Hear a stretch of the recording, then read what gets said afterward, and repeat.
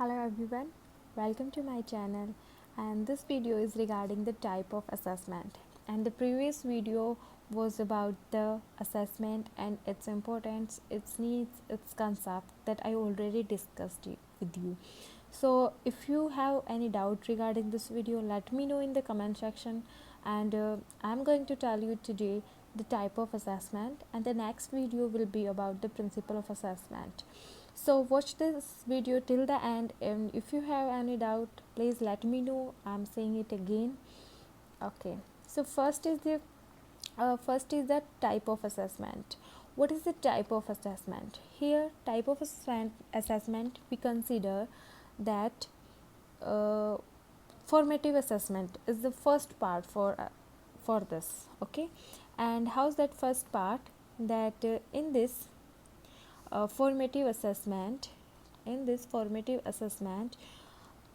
assessment aimed at promoting effective future learning by people. ठीक है, normal पढ़ते हैं हम फॉर्मेटिव असेसमेंट क्या होते हैं. टू टाइप्स के तो मेनली हैं जो हम डिस्कस करेंगे in the further unit. Formative जो होते हैं वो कंडक्ट किए जाते हैं स्कूल के द्वारा, टीचर्स के द्वारा, बाय द वीक और by the year, by the month और by the day. Okay, this kind of assessment और ये जो पेपर होते हैं आपके वो किए जाते हैं आपका लेवल चेक करने के लिए, like you are able to give your end of the season assessment और नॉट. सो ये पॉइंट्स हैं हमारे फॉर्मेटिव असेसमेंट के. इसका होता है फर्स्ट है असेसमेंट का मेन है प्रमोटिंग इफ़ेक्टिव फ्यूचर लर्निंग. ठीक है, इफ़ेक्टिव फ्यूचर लर्निंग को प्रमोट करने के लिए किया जाता है.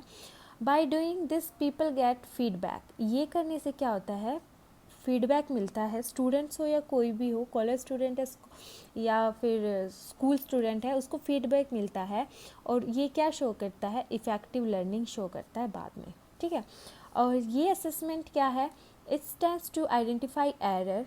ठीक है, क्या एरर है आपकी स्टडी में, क्या डिफ़िकल्टीज़ आप फाइंड आउट कर रहे हो, क्या शॉर्टकमिंग आपके जो वर्क के में है, कुछ डिफ़िकल्टीज़ आ रही हैं आपके शॉर्टकमिंग वर्क डिफ़िकल्टीज़, उसको एनालाइज करेगा.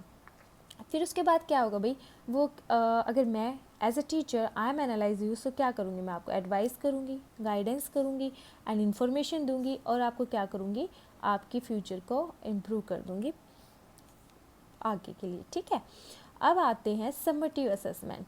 सो समेटिव असेसमेंट क्या होगा, सेकंड पॉइंट है हमारा समेटिव असेसमेंट. तो इसमें क्या होगा, this assessment normally take end of a period. ये assessment end of the period main point है. इसमें आपको ये याद करना है कि समेटिव असेसमेंट हमेशा क्या होती है, end of a period taken out की जाती है.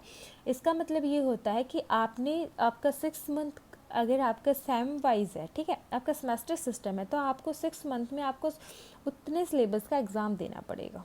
ठीक है, और फॉर एग्जांपल ग्रेड्स यूज की जाती है इसमें, ग्रेड्स. ओके, ग्रेड्स के सिस्टम में मार्किंग की जाती है, स्कूल रिपोर्ट बनाई जाती है और ये क्या करते हैं, रिजल्ट होता है आपका एक्सटर्नल एग्जामिनेशन का. ठीक है, अब आते हैं हम नॉर्म रेफरेंस्ड असेसमेंट. देखो, अब नॉर्म रेफरेंस्ड असेसमेंट क्यों इम्पोर्टेंट है भाई, ये इन दिस असेसमेंट क्या करते हैं भाई, कंपैरिजन होता है. कंपैरिजन कैसे है, I am telling you that कि कंपैरिजन कैसे होगा. ओके, ए स्टूडेंट है और बी स्टूडेंट है. ठीक है, अब ए का कंपैरिजन किया गया है बी से. ए ने लिए 90 मार्क्स और बी ने लिए 89 मार्क्स. ठीक है, अब इसमें क्या कंपैरिजन हुआ भाई, इनके 90% से जो ऊपर बच्चा लेगा वो कंसिडर किया जाएगा ए ग्रेड में. ठीक है, वो कंसिडर किया जाएगा ए ग्रेड में, ए प्लस ग्रेड में.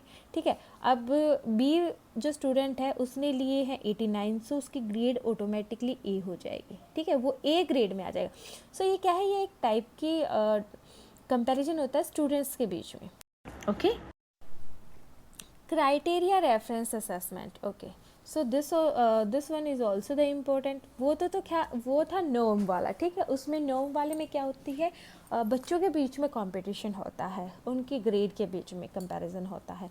अब इन दिस असेसमेंट एक क्राइटेरिया इज सेटअप. इसमें क्या होगा, क्राइटेरिया सेटअप कर दिया जाएगा it doesn't matter how many student got this and clear this area, ये इसमें मैटर नहीं होगा कि कितने लोगों ने क्लियर किया कितनों ने नहीं किया। अगर 90 का क्राइटेरिया सेटअप कर दिया तो 90 से अबो वाले ही कंसिडर किए जाएंगे, ना कि उससे नीचे वाले, चाहे उन्होंने किया हो पॉइंट में लाइक उन्होंने किया हो 89 पॉइंट समथिंग, सो वो भी कंसिडर नहीं किया जाएगा। ये क्राइटेरिया होता है असेसमेंट मार्क करने का। अब आता है डायग्नोसिस। डायग्नोसिस क्या होता है? डायग्नोसिस के मीनिंग से ही आपको पता चल गया होगा, डायग्नोसिस असेसमेंट, जिसमें डायग्नोसिस किया जाए, किसी चीज़ को एनालाइज किया जाए। ये फॉर्मेटिव असेसमेंट का पार्ट है भाई, और ये आइडेंटिफाई करता है डिफ़िकल्टीज़ और प्रॉब्लम क्या आ रही हैं आपके सब्जेक्ट में, आपके जो एग्ज़ाम दे रहे हो आप, उस असेसमेंट में क्या आ रही है उसको डायग्नोसिस किया जाता है। ये पर्टिकुलर नीड्स होती है, ठीक है, इन स्पेशल एजुकेशन। भाई डायग्नोसिस करना पड़ेगा, जो स्पेशल एजुकेशन होते हैं उसमें तो बहुत ज़रूरी होता है। स्पेशल एजुकेशन आपको पता होगा, बीएड स्पेशल एजुकेशन अलग होता है पार्ट। उसमें क्या होता है, उसमें जो बच्चे डिसेबल्ड हैं उनके लिए स्पेशल ट्रेनिंग दी जाती है। ट्रेन टीचर होते हैं जो कि उनको पढ़ाने के लिए एबल होते हैं। जो पास कोर्स कर रहे हैं बीएड का, वो क्या होगा, वो नॉर्मल स्टूडेंट्स को पढ़ा सकते हैं, लेकिन if they have to deal with the disabled students, so they can't handle them because they are not trained for them, that's why. Okay, अब आता है internal assessment. Internal assessment and external assessment को हम दोनों को साथ में पढ़ेंगे भाई, क्योंकि देखो इंटरनल में क्या होता है, क्लास टीचर करता है, चेक करता है, मार्क करता है परफॉर्मेंस को, और ये क्या होता है, वो अपनी also this thing is also the part of their on teaching. वो खुद की टीचिंग का कैसे पार्ट हुआ, इंटरनल लिए जाते हैं। टीचर देखना चाहता है कि जितना उसने अपने स्टूडेंट को करवाया उसने उसका गेन किया है नहीं किया, वो उसकी परफॉर्मेंस को मार्क्स करेगा। वो पहले इसलिए इंटरनल लिए जाते हैं स्कूल में। एक्सटर्नल क्या है भाई, अगर आप 10th क्लास स्टूडेंट हो तो आपका एग्जामिनर आउटसाइड द स्कूल आपका मार्क करेगा। समटाइम क्या होता है, they your teacher also mark, because if you are not in the board class, so in the last term teacher also marked you. okay, so ये that's why हमने ये दोनों साथ में किए। अब आता है फॉर्मल इनफॉर्मल क्लासरूम, ठीक है, this is also mean informal classroom and the formal assessment. अब देखो इनफॉर्मल और फॉर्मल को साथ में क्यों पढ़ेंगे भाई? इनफॉर्मल क्या हो गया, इनफॉर्मल क्या हो गया, based on observation and performance, ठीक है, ये ऑब्जर्वेशन की जाएगी, उसकी परफॉर्मेंस चेक की जाएगी। ये क्लासरूम में होती है भाई इनफॉर्मल, और पार्ट ऑफ नॉर्मल प्रैक्टिस, जो नॉर्मल प्रैक्टिस होती है क्लास में उसका पार्ट होता है, ठीक है। अब आते हैं फॉर्मल में। इसमें क्या होता है भाई, people took opportunity to revise and prepare for assessment. Formal दे दिया, इनफॉर्मल तो क्या होगा, मैं क्लास में पढ़ा रही हूँ और मैंने जस्ट आपको बोला कि stand up and tell me what is the meaning of this thing. ये क्या हो गया, मेरा इनफॉर्मल वे हो गया। I am not taking your formal exam, that's why, okay, only that thing you should know, okay, it is a warning और formal assessment क्या होती है, ये वार्निंग की जाती है भाई, assessment will be carried out, ठीक है, ये होता है कि आपका असेसमेंट अब हो रहा है। अब आते हैं कंटिन्यूस और टर्मिनल में। कंटिन्यूस क्या हो गया, जो कंटिन्यू होगा वो कंटिन्यू होगा, टर्मिनल होगा जो बीच के अंदर होगा।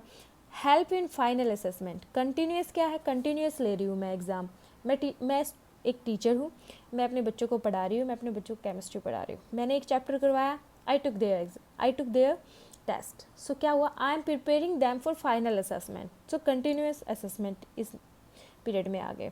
टर्मिनल क्या हुआ, टर्मिनल क्या हो गया, बिफोर फाइनल असेसमेंट, मैंने चेक किया अपने स्टूडेंट को, मैंने 6 चैप्टर थे जो कि फाइनल असेसमेंट में आएंगे, मैंने क्या किया, 1 मंथ पहले उनका टर्मिनल असेसमेंट लिया कि मैं देखना चाहती हूँ क्या वो end of the course they will be able to deal with in the final assessment, so मैंने उनका लिया। अब आते हैं ऑब्जेक्टिव असेसमेंट और subjective, these two also the important here, subjective and objective. ये क्या है भाई, when assessment check out for MCQ, ठीक है, मैंने अपने स्टूडेंट्स को एक चैप्टर करवाया, आई कंप्लीटेड 1 चैप्टर, मैं चाहती हूँ कि मैं मेरे स्टूडेंट को ऐसे पूछूँ कि I am train them for MCQ test, so I am, ये होगी मेरी ऑब्जेक्टिव असेसमेंट की approach.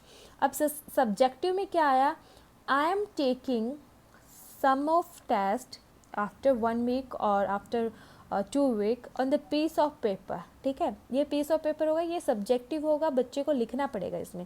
I am taking subjective assessment, I wanna कि उसको फुल नॉलेज है कि कंसेप्ट की नहीं है, और I will analyse them, it can be in writing form, and if the like the student belong to painting, so there will be a painting form। ये होते हैं भाई आपके टाइप ऑफ असेसमेंट। अब आप इसमें नॉर्मल आपको पता चल गया टाइप ऑफ असेसमेंट क्या होते हैं। अब मेन आपका फोकस क्या रहेगा कि you will be able to write down everything, okay, everything in term of what I am saying you, like अगर आप ये सब लिख लोगे, ठीक है, टाइप ऑफ असेसमेंट आपने ये सारे आपने लिख लिए, सो क्या हो जाएगा, आप एबल कर पाओगे राइट डाउन करने के लिए, ठीक है। आप इजीली अपना पॉइंट एक्सटेंड कर सकते हो एग्ज़ाम टाइम में। और I hope you understand this video, and please let me know if you have any doubt regarding this. I will able to clear it. I will